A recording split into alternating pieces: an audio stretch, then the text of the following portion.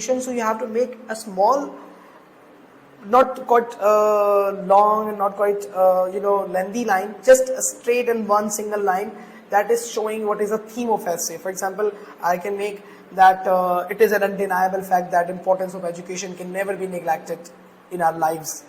Or you can write as getting quality education is a prime choice of people. This is the basically basic theme or basic statement, or you can say anything else. Second thing, now rephrase question.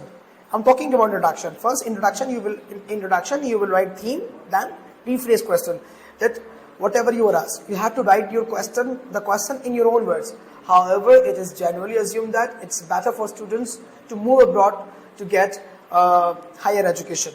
Now I'm done with theme, rephrase question. Now the stance of agreeing or disagreeing will be written after these two steps of introduction. First I wrote theme, then rephrased the question, and now I'm writing the stance, either I agree or disagree. So you can write that this essay strongly agrees with this statement and will shed a light on its, you can write anything else. Try your level best to avoid personalism, that I do, she, he, my cousin, my brother. No, you have to basically be the factual, general, realistic. So this all you have to do. Now if you agree on a stance in introduction, so your whole essay will go to in agreement. Means you have agreed with this statement. So the first body you will write will be written in the first reason. You can start your body. Let's talk about the first reason why this essay is going in agreement is because of the quality life. So the quality life is the first reason that you have agreed, that made you agree with this statement. So you will just elaborate this quality life within 95, 90 to 110 words. You will give the examples. You won't talk anything else. You just have to elaborate the same word that you have, the same reason that you have given. In second body paragraph, you will again go with this in the same go. Like another reason to consider this in agreement is the better future.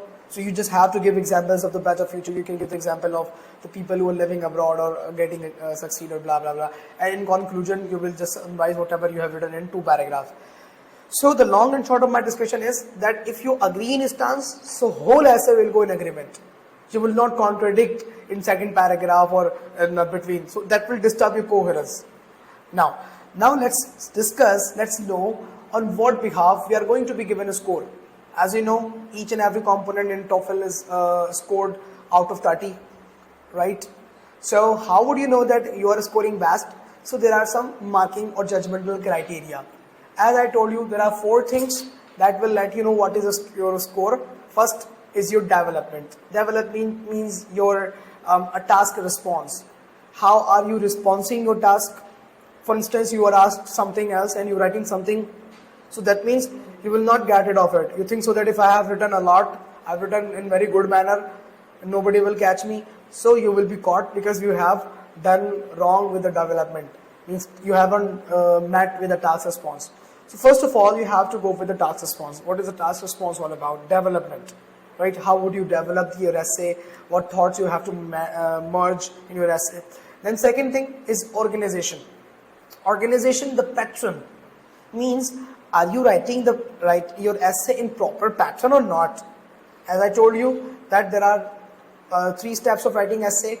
The first is introduction, second is bodies, and then conclusion is the third step. Bodies depends on the length. As we have a length of 200 to 300 words, so we would approximately write 2 bodies.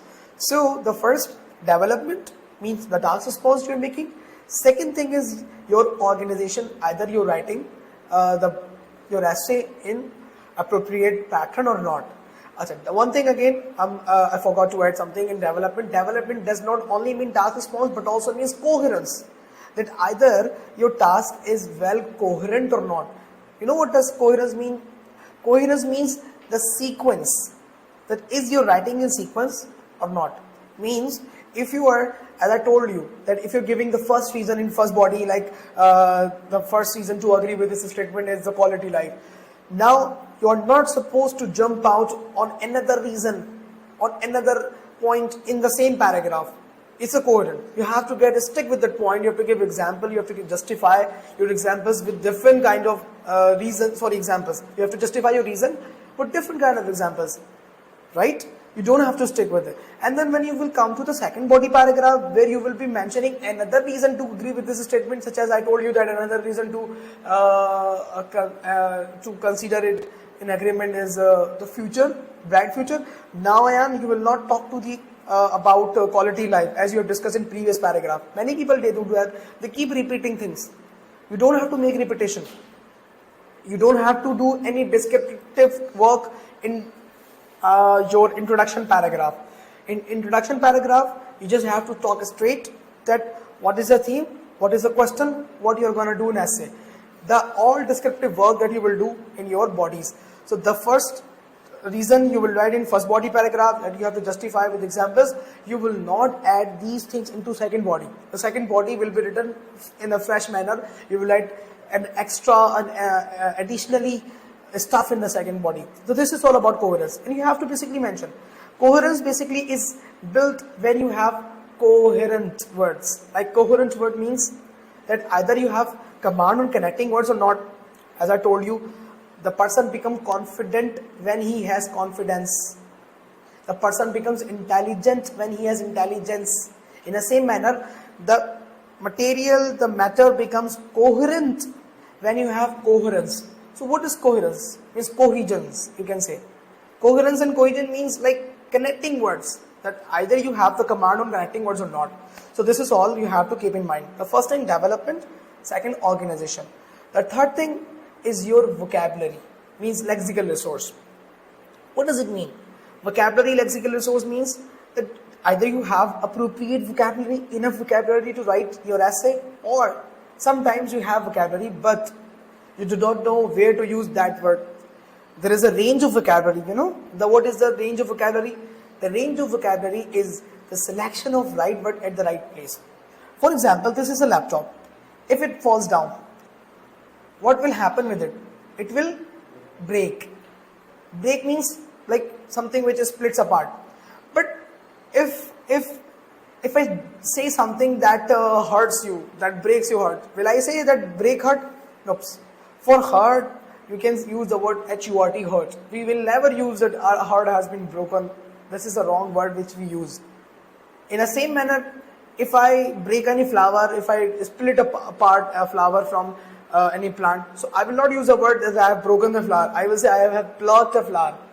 Understand? Now three words we have learned: plucked, break, and hurt. In the same manner, if I make any commitment with you and I do not meet it, I go against of that. So many people say that you have broken the promise. This is the wrong word that we use. We will not use the word break. We will use you have miscommitted with us. In the same manner, you are going to the road and you do not follow the rules. Some people say that you have broken the law. That's wrong word.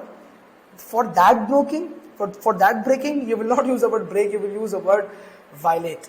Now we have multiple words for the same purpose. This is called the lexical resource. You have to understand that which word is suitable for the what word, right? And the last thing that you need to consider is your grammar, means grammatical range and accuracy. Just accuracy is not required, but also the range. You know what does range means? Accuracy, it's very simple to understand. Your grammar should be well accurated. Like if you're writing grammar, so you should know if you're writing in present simple, so you should meet all requirements of the present simple tense. If you're writing the past or future, so you should not make any mistake. This is called accuracy. But another thing to be considered here, which is what? The grammatical range. Range means what? Range means there are range in grammar. For example, if you ask a student, in which class do you study? So what he says that I read in class 7. According to me, this is a issue in lexical resource, but it is very third and cheap class range of the grammar. If you ask the same student or another student that what is your qualification, so what he says, I'm in 7 standard. I study in class 7. This is a high range of grammar. So there are 4 things I have mentioned as a marking criteria. The first, development, which includes task response and coherence. Second, organization, means your pattern. Third, your grammar. And fourth, your vocabulary and range. So this is all we have to learn. We had to learn about TOEFL writing. that consisted on two tasks, which is integrated and independent, and what is the marking scheme. So I hope that this class would have been beneficial for us. So inshallah we'll see you in the next class with the different topics. Till then, take care, Allah Hafiz.